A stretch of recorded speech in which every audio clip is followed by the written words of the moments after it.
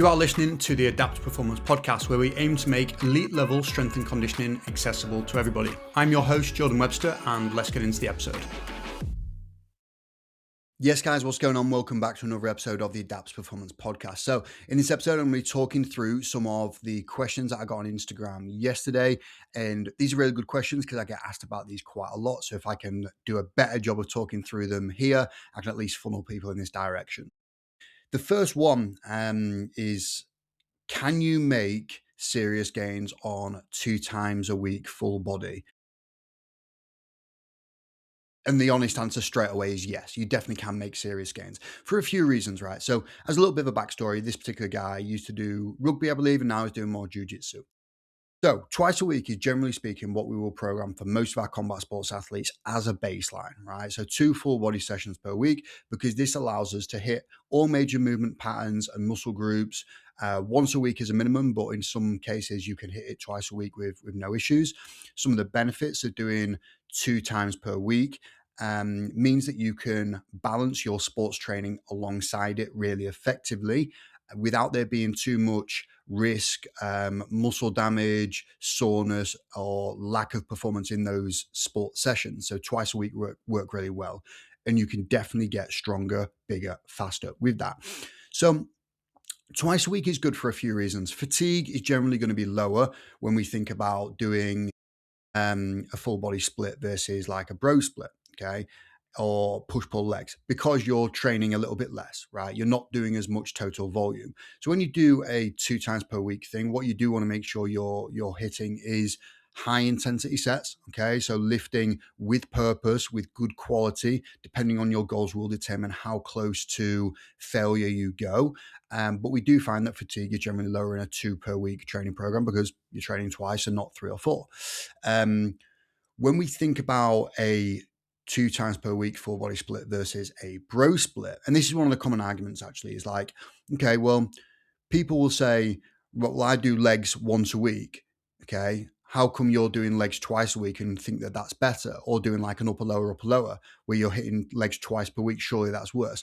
The problem when we compare like a typical bro bodybuilder leg day versus like an upper lower, or a full body twice a week, it's actually to do with the volume and how we actually organize that across the week, right? So you go into the gym, and let's say you're going to do a leg day, right? So you might do 6 exercises, okay, where you do a squat, a hinge, a leg extension, a leg curl, then you're going to do calves and maybe some adductors. You've done 6 total exercises, pretty standard like leg day, I guess you could say. You're going to do 3 sets of each, okay? By the end of that session, providing that you are approaching all of the sets with a decent amount of intensity and getting after it, by the end of that session, you're going to be heavily fatigued. You're going to have a massive pump, which is going to decrease the amount of motor unit recruitment you can get. Fatigue is like, all over you. Therefore, when you get to the later part of that session, I'm not convinced you're going to be, really challenging yourself from a strength standpoint that's actually going to make any meaningful difference. So straight away, like, I think all you're kind of doing is causing fatigue and probably just soreness. You're going to be sore, you're going to be stiff. So then trying to go and run or jump or play a sport on stiff legs just doesn't really make sense. Compare that to a upper lower. Straight away, just split that in half. Okay, so instead of you doing 18 total sets in one session, let's do 9 sets across 2 separate sessions. Okay, so it might be that you do 2 sets of every exercise, but you only do 3 or 4 exercises instead of the 6. Okay, so now you're hitting each muscle group twice per week at a higher intensity, higher quality than the bro split, which means you're going to get more strength. You're probably going to get more muscle adaptations as well. So I'm definitely a fan of like splitting up that volume. I think at a very simplistic level, that's all you're doing. Splitting the volume in half or maybe even by thirds if you're going to go 2 to 3 full body sessions per week. You're going to get stronger. You're going to feel fresher. You're going to get less sore. And I honestly think I'm definitely in the camp of you will get bigger as a result of doing that because you're hitting it more times per week. There's more stimulus going through the system. There's more recovery potential going through the system. And you're not going to have this big spike of anabolism and then drop off. Like, you're not going to catabolize, you're not going to like atrophy, you're not going to lose that, because that does happen. I think getting repeated exposure through the week of lifting weights is good for keeping that muscle mass topped up. So there will be a drop off. It might not be loads, it might be a few grams of muscle. But if you add that up over weeks and weeks, years and years, you might equate to a kilo, right? So I think full body twice per week is what we kind of gravitate towards. And, I think it's better than a bro split for many people, but for that reason, fatigue, soreness, yeah, I just think it makes sense. And just kind of spending some time thinking about, I spoke about hypertrophy there, but I'll go again. Hypertrophy is one of those where people assume because bodybuilders for a long time have, gone in the direction of bro splits, that if you want to get bigger, you need to do bro splits. I just don't think it's the case. I think there is research that suggests that super low volume is enough to build muscle. Like we're talking 6 sets per muscle group per week. Okay. So it could be that you do that in one session. It could be that you do it in, 3 sessions and you spread it out. You do 2 sets per session across 3 full body um, sessions, and you can build muscle, right?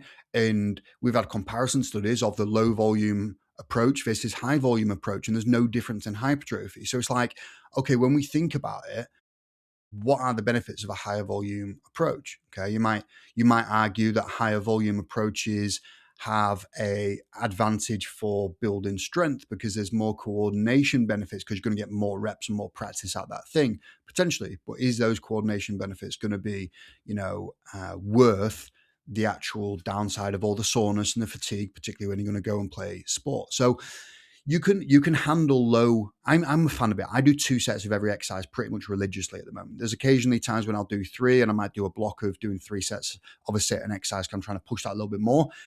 But I feel amazing from it. Like I feel fresh. I definitely feel like I'm putting on some muscle. I'm definitely getting stronger as well. So low volume is cool, providing you go at it with good intensity. You work close-ish to failure. So failure is one of these, right? Where I think one 0 reps in reserve, 1 rep in reserve, 2 reps in reserve. That's like your sweet spot for the most part. So you're lifting heavy with intent. You're challenging, the musculature in an appropriate way. You're challenging the central nervous system to be able to produce force, loads. So I think lifting with good intent is going to be the key. The caveat to that is like power, and we'll speak about power in a little while. But essentially, there you want to be lifting with good intent.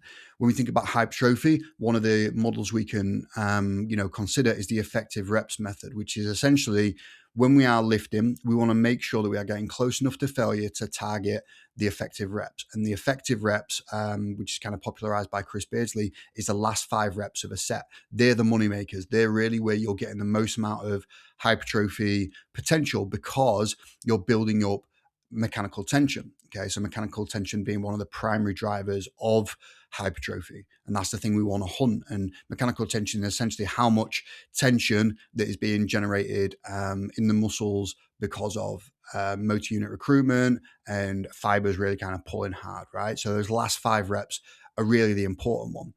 And what I want to think about is not necessarily if you're doing a set of 10, the first 5 reps of that set called 0, and then as soon as you get to the 6th rep, now we have hypertrophy. It's more of like a how much hypertrophy. So it's like a gradual line that builds up. So you still get hypertrophy further away, but why stop that far away? It might as well get close to failure in order to really produce the most amount of hypertrophy possible for efficiency standpoint and managing fatigue.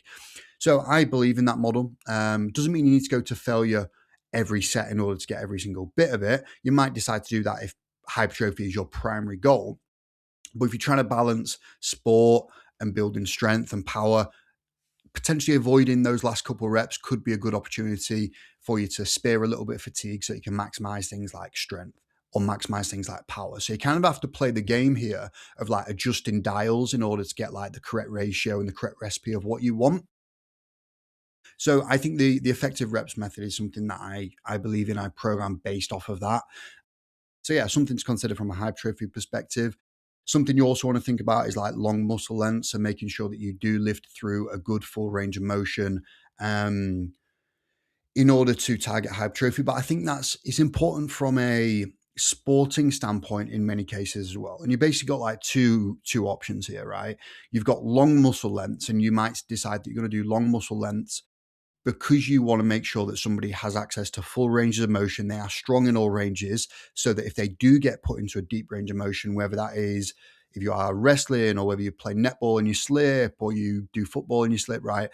Having strength in long muscle lengths is important for injury risk because the range of motion and the plane of motion you're not strong in is probably going to be the one that you get injured in. So training through a good full range of motion, I think, is a really important thing to do as an athlete, just from a longevity standpoint, But equally, on the other side of that coin, if you want to go down the sport specific route, it's probably worth you doing shortened range of motion work to really overload the ranges of motion, which are important for your performance. Thinking about it from a boxing standpoint, you probably don't need to do super deep ass to grass squats because you don't throw a punch with your ass on the grass, right? So you might do more half squat, quarter squat to really overload the top portion to transfer to your sporting skill. So there is an element of, like, again, going back to, we need to adjust dials along the way.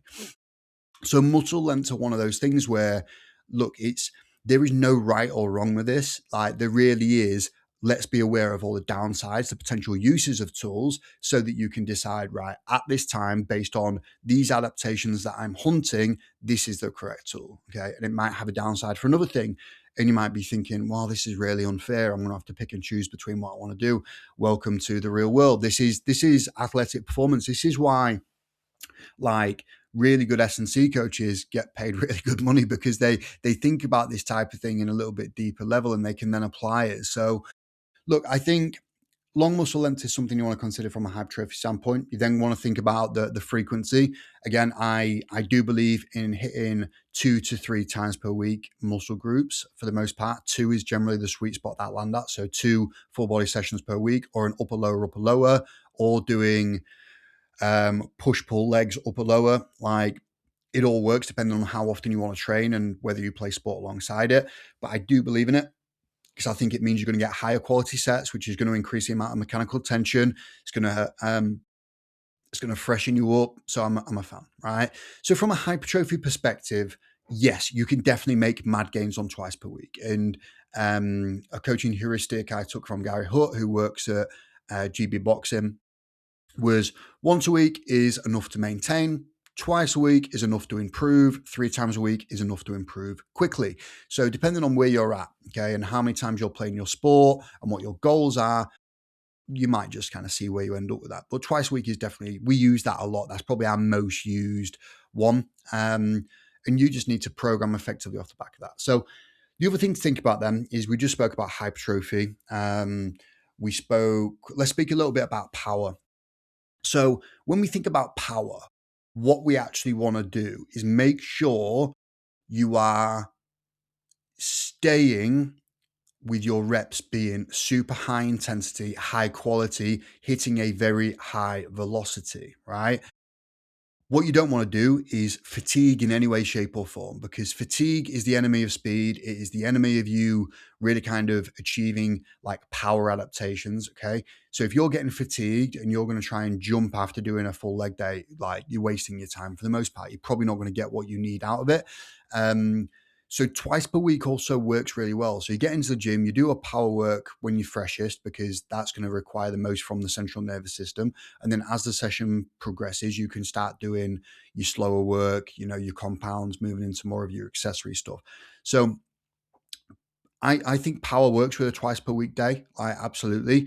And you just do a bit of it. You don't need to do crazy volumes. In fact, I would advise against crazy volumes, again, because you're just going to be increasing fatigue. Like, I've got a post coming out in the next couple of days about this. I ran a little bit of an experiment on myself with it.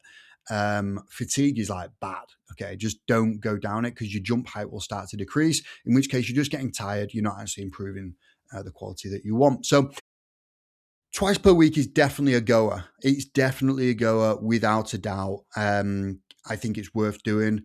Some people that have come from a bro split, push pull legs, upper lower, really struggle to go down this route, because they have like an emotional connection to lifting heavy and hard a couple times a week. And I get it. Like, if you enjoy lifting, you want to do more lifting. That's the thing. But do you care about results more than you care about how much you enjoy lifting? And this is the balance. Honestly, this is probably the thing to solve for many people. Like, if you can just stop people getting in their own way and letting their biases of what they think training should look like based on what they've always done, you'd probably make so much results, okay, or so many results. So Twice per week, yeah, definitely a fan, and I would give it a go. I think you'll feel amazing from it. You definitely need to spend some time thinking about what you put in those sessions because ultimately you can't have any fluff. There can be no, you've got to trim the fat properly because you can't waste time. Otherwise, you're going to spend 2 hours in the gym per session, and that's probably not ideal. Cool. So, next question then is around do I program based off of a one-to-one push-pull ratio? So, as a little bit of a backstory, so push-pull ratios used to be super popular back in the day, and what this essentially is the idea that if you do one pressing exercise, you should do one pulling exercise. And some people will even go in favor of pulling heavily, so they might do a 2-to-1 or a 3-to-1, and very much lean in the direction of rows and pull downs and face pulls and anything on the backside of the body. And ultimately, what this comes from is posture concerns. It's the idea that human beings should be balanced, and a forward rolled shoulder is inherently dangerous, and we need to correct that. Otherwise, we're at risk of injury, and you're going to reduce your performance. It's very much the brainchild of anterior dominance being an issue that we need to fix. And the thing is with this, right? I'll give you two different perspectives on it. Do I program one-to-one push-pull ratio? Ish. Generally speaking, if I do a bench press, I'm probably going to do a row at some point in the week. If I do a overhead press, I'm going to do a pull down or a chin up at some point in the week. Yes. Like I do it because I'm trying to hit movement patterns across the board. I'm trying to hit every muscle group 1 to 2 times per week. So I will end up programming roughly 1-to-1. And it might even be 2-to-1 in a lot of scenarios, but I'll talk about that in a second. So I don't do it because I think that 1-to-1 is anything magical. And I don't do it because I think that humans are anteriorly dominated and we need to make sure that we are pulling our shoulders back because we need to get the shoulder in a really good position. And then that's going to have a knock-on effect to posture down line. I don't really believe in it because I think you look at human beings, we are not balanced. You look at our organs and they are a little bit offset. Therefore, our skeleton is a little bit offset. You then combine that with the fact that we are, for the most part, right-handed species. Obviously, there's a few lefties out there, you weirdos, but like we do have asymmetries built into the way that we move. So why are we trying to counteract that? Like, what is the purpose of it? Like, I think as soon as you start challenging it with a little bit deeper thoughts of like, well, how are we supposed to be balanced? Then the argument of one-to-one kind of falls apart. Okay. So I don't really believe in it, to be honest. However, I think when I first started learning how to coach and program, somebody saying to me is like a little bit of a coaching rule of thumb, program at least 1-to-1. It just meant it was super easy for me to think about pushing and pulling variations and make sure that I wasn't leaving anything out. Ultimately that's the case. But for the most part, we are like most people are stronger pressers. Okay. Um, and as a quick rule of thumb, like I wouldn't compare your press, your bench press to your row performance and try and match whether they are a one-to-one strength because they're not going to be. I think it's probably more comparable if you match your bench press, a horizontal press, versus your vertical pull, so like a pull up or a chin up. I think that's where you're going to get a little bit closer to a one-to-one actual strength ratio. So, let's say you can bench 100 kilo, but you can do a pull up with 10 kilo added on as a 90 kilo individual. Cool. I count system mass when I think about the pull up and the chin up there. So that's more of a one-to-one. And then you think about like a standing barbell overhead press or a seated barbell overhead press. I think that aligns much better with a rowing variation, like a bent over row, a seal row. I think they're closer mismatched. But the thing is, like these ratios, strength standards, they're loose frameworks that are going to be correct for some people and wrong for many. Like they they give us something to talk about. They give us a bit of content. They give us a direction of thought, but I do not think that they are robust to any sort of question as soon as we dig into it because people are varied. People have variety. And even just thinking about it from this standpoint of like, I work with athletic populations, I work with sports, I work with combat sports, I work with rugby athletes for the most part, and then we have a bunch of athletes from other sports. We have such a variety of needs because their sports are totally different. Me just saying that me as a grappler that is heavily reliant upon pulling strength should do the same amount of pushes and pulls as a bodybuilder that's trying to bring up their chest, or a mountain bike athlete that's coming back from a shoulder dislocation. It's just like, as soon as you start actually putting individualization as one of the key, hoops that you jump through to ask this question, you then really start to see the issues with it. So, okay, but all that to say, as a general rule of thumb, one to one's cool. Go with a one to one. It'll mean that you won't miss anything, but there will be scenarios as soon as you start to question what the key KPIs, key performance indicators of that specific sport are. Then you'll start to really think, well, actually, I'm going to spend more time on this because it's actually important to the outcome, and then you crack on from there. So, yeah, it is a good question, but I think, well, actually, I can remember a while ago when I used to be a little bit more involved in powerlifting and strength sports. I can remember watching a West Side Barbell video, and one of the things that they were doing in this particular session was like, one of the guys just bench pressed like 250 kilo, like an absolutely unholy amount of weight. And then they went on to speak about balancing out the shoulders by doing like a bunch of band pull aparts and doing like sets of 50 or sets of 100 in order to counteract the amount of bench press they'd just done. I'm like, you just lifted 250 kilo, but you think an 11 kilo band pull apart rubber band for many reps is going to be counteracting anything? I just don't think it is. Like, if anything, like, you need to lift heavy and try and match the amount of weight in my mind rather than the volume equation. Because I think, going back to what I just said before around the effective reps method of like, there's a certain amount of reps that are effective for the outcome. The same is true of like muscular endurance as well. Like, if you're going to go down that route of like, oh, we want good muscular endurance to help offset some of the heavy bench presses we just did, muscular endurance is the same thing. The first couple of reps of a muscular endurance set are a waste. It's not a waste of time because they're a part of the process, but the first 5 reps of a 50 rep set are doing zero. They're just kind of feeding up they're burning through energy. So you get waste products, you're building towards this mechanical tension piece. But I just think, do more heavy rows and pull downs if you want to try and offset that type of work. But again, we're probably going to be better benchers than we are pullers because we do it more and it's a part of their sport. So, yeah, there we go. A little bit of a rant. There might not have even been an answer in there, so apologies on that one. But a lot of the time, these podcasts end up just being my raw thoughts on a situation. Okay, so a little bit more of a coach's employability or kind of career based question. And so, do I think it's essential that people go to university if they want to pursue a career in coaching? It depends, is my honest answer. I'll say it straight off. Do I think going to university is going to make you a better coach? No, not necessarily. I know some amazing coaches that didn't go to university, and I know some pretty terrible coaches that did go to university. Right there, that is not the correlation there. That doesn't exist in my mind.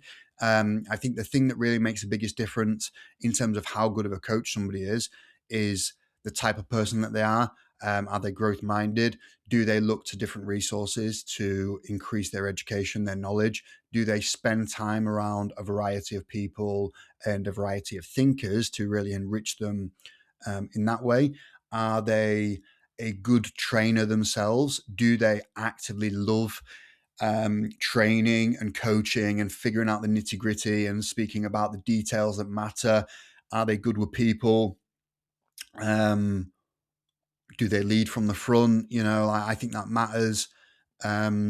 Yeah, I think they're the things that I think really matter.